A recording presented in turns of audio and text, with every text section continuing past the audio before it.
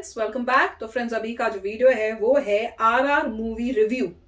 तो हमने अभी नहीं देखी पर देखते रिव्यू। आप लोगों से भी पता चल रहा है बहुत अच्छी, मतलब बहुत हिट जा रही है। तो वीडियो देख के पता करते रिव्यू क्या है, और अगर कुछ थोड़ी सी स्नीक पिक्स भी मिल जाए। आप बताना, आप लोगों ने देख ली क्या? हम कोशिश करेंगे, देखते हैं कब देखने को मौका मिलता है। ठीक है ना? अनलेस मतलब अगर जल्दी आ जाए समहाउ हाँ। अमेज़न में या नेटफ्लिक्स वगैरह में एक थिएटर समय में पे तो जल्दी रिलीज करते हैं, पता नहीं। थिएटर में नहीं तो जाना पड़ेगा, पर उसके लिए फिर वही है कि भले खा देखो कहाँ है, फिर वो सब तो देखते हैं। पहले आप बताना, आप लोगों ने देख ली, कैसी लगी? ठीक है, तो चलो पहले रिव्यू इनका सुनते हैं। वीडियो शुरू करते हैं। वीडियो शुरू करने से पहले अगर आप चैनल पर नए हो और आपने अभी तक सब्सक्राइब नहीं किया है तो जल्दी से पहले सब्सक्राइब के बटन और बेल आइकन को क्लिक कर लो, ताकि आपको हमारे सारे न्यू वीडियोस के नोटिफिकेशन मिल जाए जैसे हम अपलोड करें।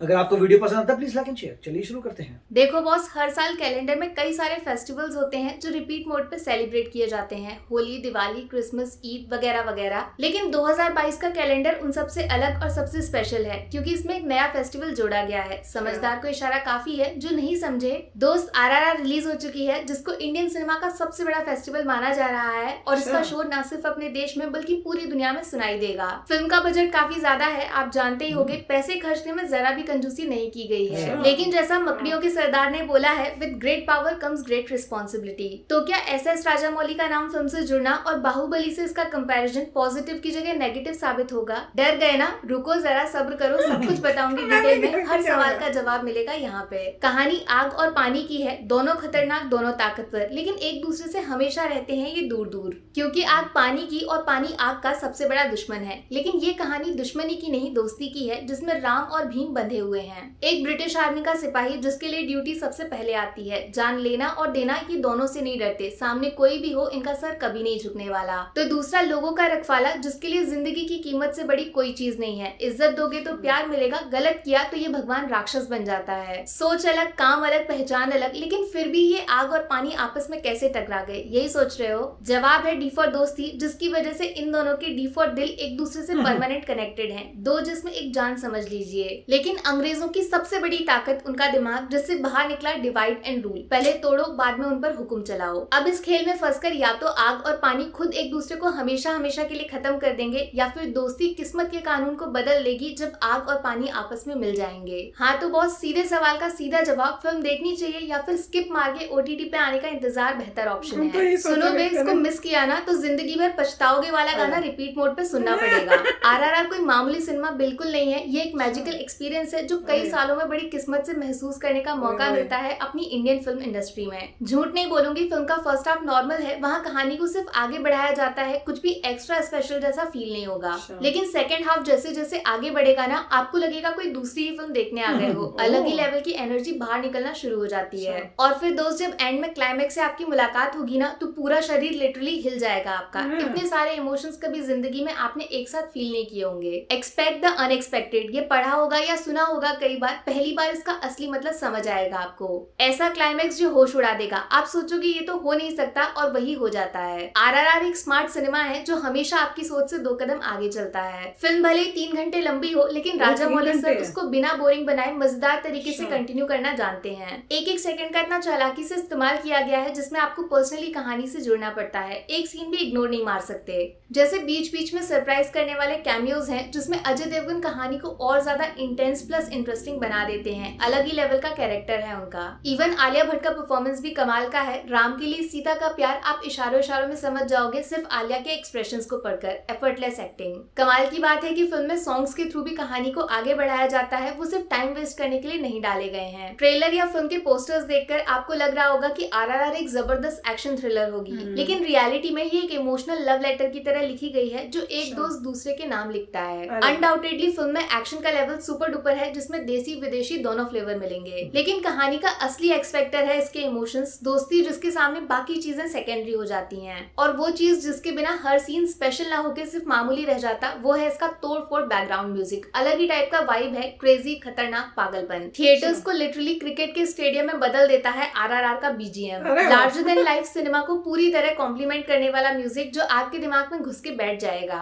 And last but not the least, lead pair junior NTR plus Ram Charan, इन दोनों उन्होंने जादू कर दिया है, मैजिक। अरे वाह। वाटर परफॉर्मेंस जितनी तारीफ करोगे उतना और ज्यादा करने का मन करेगा। इनकी परफॉर्मेंस आप आंखों से ही जज कर सकते हो, डायलॉग्स की जरूरत ही नहीं पड़ती, सब कुछ आंखों से बोल दिया जाता है। दोस्ती हो, दर्द हो, दुश्मनी हो या फिर रिवेंज, बदला, एक एक इमोशन से ये अपने साथ साथ आपको भी गुजरने पे मजबूर कर देंगे। स्ट्रॉन्ग कनेक्शन बन जाएगा पूरे 3 घंटे, वो भी इतना कि शायद राम और भीम के कैरेक्टर में आप इन दोनों के अलावा किसी दूसरे एक्टर को इमेजिन भी नहीं करना चाहोगे। हाँ, एक बात जरूर खटकती है, हिंदी डबिंग थोड़ी और बेहतर हो सकती थी। जो है वो खराब नहीं है लेकिन बेटर हो सकती थी, क्योंकि दोनों एक्टर्स अपने डायलॉग थोड़ा ठहर के रुक के बोलते हैं, वो नेचुरली बाहर नहीं निकलते। अब देखो, राजा मौली सर अच्छी फिल्म बना सकते हैं, junior NTR, Ram Charan strong acting कर सकते हैं और फिल्म का कॉन्सेप्ट भी यूनिक दमदार हो सकता है, लेकिन फिल्म बनाई जाती है ऑडियंस के लिए जो सैडली हिंदी बेल्ट में थिएटर से पूरी तरह गायब है। जिस बात का डर था वो सच हो गई है। तेलुगु में फिल्म को प्रमोशन की जरूरत नहीं है, वहाँ कलेक्शन नए नए रिकॉर्ड्स ऑलरेडी बना रहा है, लेकिन नॉर्थ बेल्ट में ऑडियंस को थिएटर तक लाने के लिए वर्ड ऑफ माउथ काफी इंपॉर्टेंट होने वाला है। कंटेंट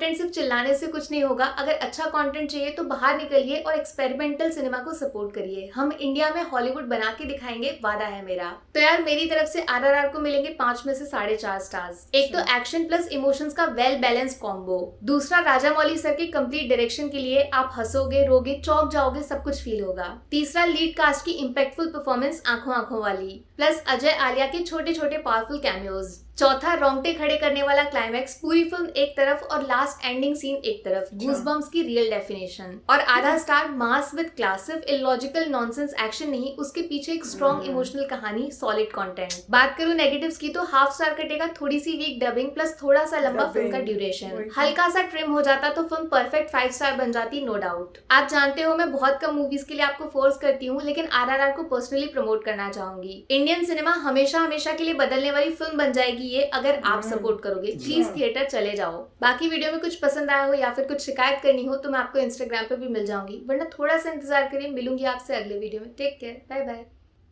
तो फ्रेंड्स, रिव्यू तो बड़ा पॉजिटिव है यार, आप लोग भी बोल रहे हो देखो देखो देखो, और ये क्या, हम भी वही था, हम तो सोच रहे थे कि जब आएगी मतलब उसमें तब देखेंगे। अब इतनी दूर थिएटर में, उसके लिए वो कश्मीर फाइल के लिए तो स्पेशली हम जा सकते हैं, पर अभी ये मुश्किल लग रहा था। पर जिस तरह से ये बोल रहे हैं अब तो मैं भी डाउट में हो गई हूँ कि भैया देखनी चाहिए। पर इन्होंने, और हमारा रीजन मेरा पता है क्या था कि मैं इतना क्यों नहीं इंथ्यूजियास्टिकली जाने का सोच रही थी।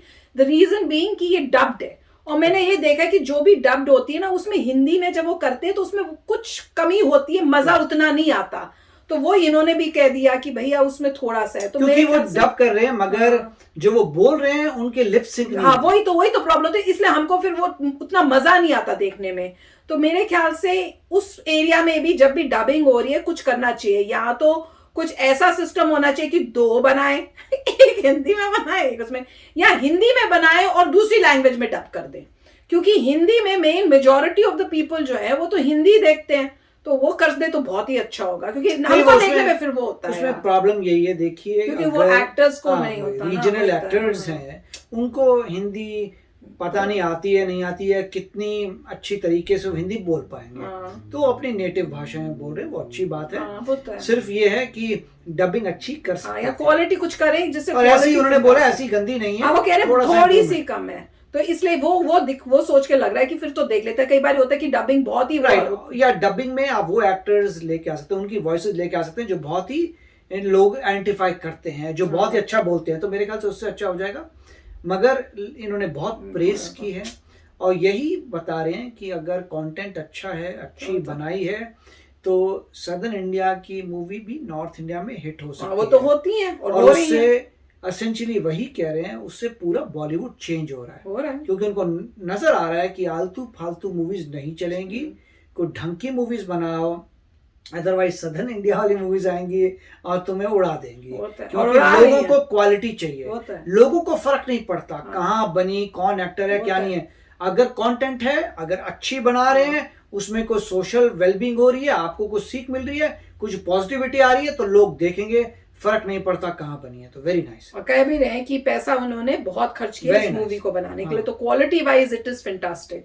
तो बताओ आप लोगों ने देख ली, कैसी लगी, ठीक है ना? तो चलो चलते हैं, मिलेंगे नेक्स्ट वीडियो में बहुत ही जल्द। Till then take care and bye bye. तो अगर आप मेरे इस चैनल पे नए हो तो जल्दी से सब्सक्राइब के बटन को हिट करो और बेल आइकन को क्लिक करो, ताकि आपको मेरा जब नया वीडियो मैं लगाऊं आपको उसके बारे में जल्दी से पता चल जाए।